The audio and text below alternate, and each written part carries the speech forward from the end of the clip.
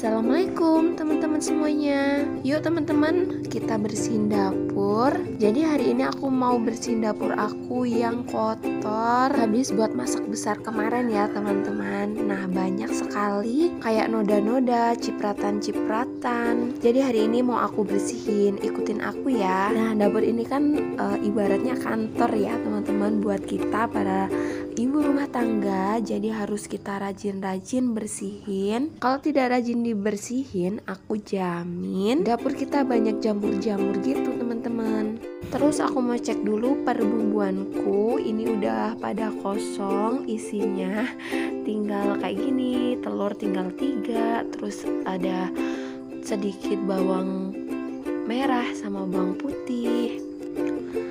Terus nanti aku mau bersihin yang berada di atas ambalan ini teman-teman, kayak toples-toples yang berwarna putih itu. Nah, buat teman-teman nih yang ingin samaan toplesnya kayak aku, itu harganya satu picisnya 6.000 ya. Dan itu toplesnya lumayan tebal ya teman-teman, bagus. Tinggal dikasih tulisan-tulisan kayak tepung terigu, tepung tapioka, tepung kanji gitu, maizena gitu teman-teman, biar kelihatan lebih estetik gitu. Oke teman-teman, langsung aja aku mau beberes. Ini aku mulai dari turunin toples-toples yang emang kebetulan udah banyak debu-debunya gitu.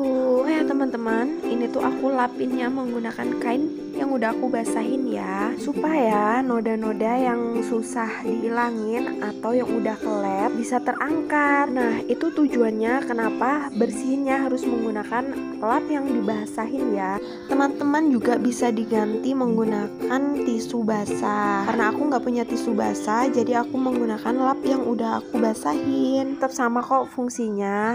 Nah, ini udah aku bersihin semuanya. Hambalannya juga udah aku bersihin. Terus langsung aja aku tata-tata toplesnya seperti semula.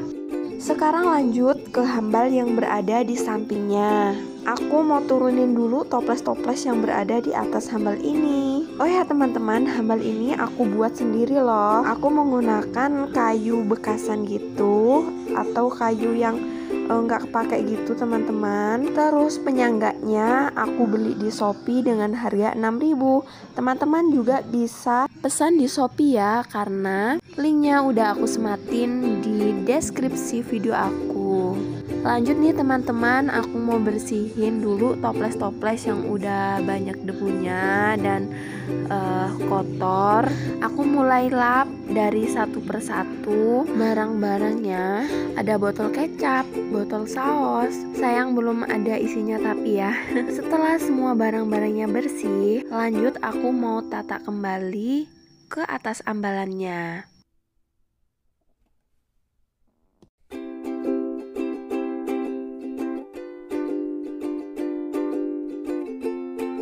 Nah, setelah semuanya tertata dengan rapi kembali, nanti aku mau bersihin wall foamnya ya. Sebelum aku bersihin wall foamnya, jadi tadi aku masak pepaya atau gandul, dan ini mau aku salin dulu ke dalam mangkuk.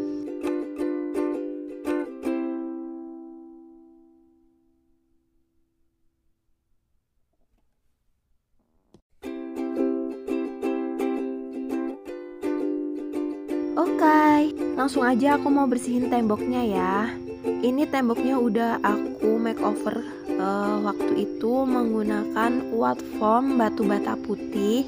Jadi harus rajin-rajin dibersihin. Kalau nggak dibersihin, biasanya banyak jamur-jamur atau item-item gitu teman-teman yang nempel di white foam ini. Bersihinnya juga mudah kok. Aku cuma menggunakan sikat kayak gini. Oh ya, ini sikatnya lucu ya teman-teman.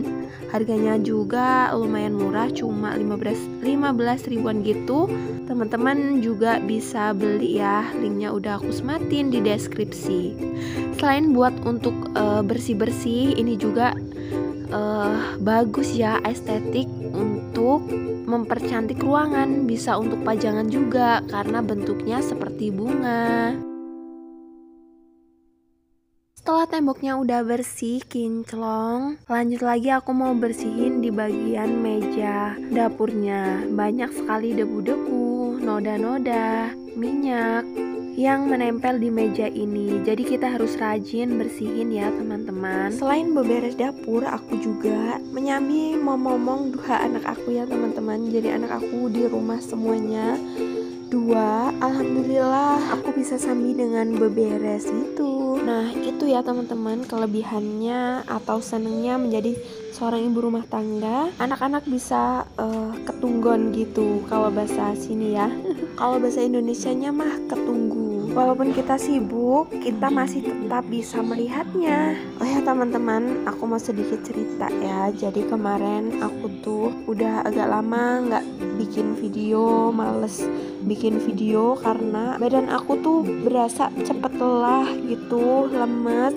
Terus akhirnya aku putusin cek kesehatan gitu. Ternyata kadar gula dalam tubuh aku itu tinggi teman-teman, lumayan tinggi, yaitu 237. Kolesterol aku normal, pH normal, terus darah aku rendah ya teman-teman, 90 gitu. Nah aku saranin buat teman-teman kontrol kesehatan ya, minimal 3 bulan sekali. Aku juga dibilangin gitu ya, harus kontrol buat cek kesehatan minimal 3 bulan sekali. Biaya ceknya seharga 35.000 gitu kalau di tempat aku ya teman-teman, untuk mengetahui satu penyakit. Jadi kalau aku kemarin ceknya 3 penyakit gitu teman-teman. Jadi 35.000 dikali 3. Setelah aku tahu kadar gula aku tinggi, jadi aku putusin untuk stop makan manis-manis.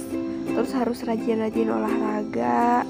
Terus aku juga makan ini pisang yang aku godok ya teman-teman, dan itu pun masih mentah. Nah jadi makanannya tuh diganti dengan karbohidrat gitu, kayak ubi-ubian, nasi sama nasi merah, kayak gitu teman-teman. Makanan-makanan yang manis, yang enak-enak kayak gitu menurut aku, yang aku emang sukanya yang manis ya teman-teman. Yang manis-manis itu tidak boleh. Jadi kembali lagi ke makanan orang-orang dulu, itu lebih sehat untuk tubuh kita. Nah ini aku lagi bersama anak-anak aku, lagi nonton TV. Terus aku lagi dulang anak aku, suapin sambil belajari anak aku, anak lanangku.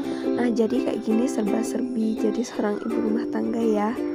Kadang penat, kadang juga ya senang. Nah ini aku makan pakai sayur gandul sama telur dadar teman-teman. Bismillahirrahmanirrahim. Aku mau makan dulu ya setelah dulang anak aku. Terus giliran aku yang makan. Ini tuh rasanya endul banget ya.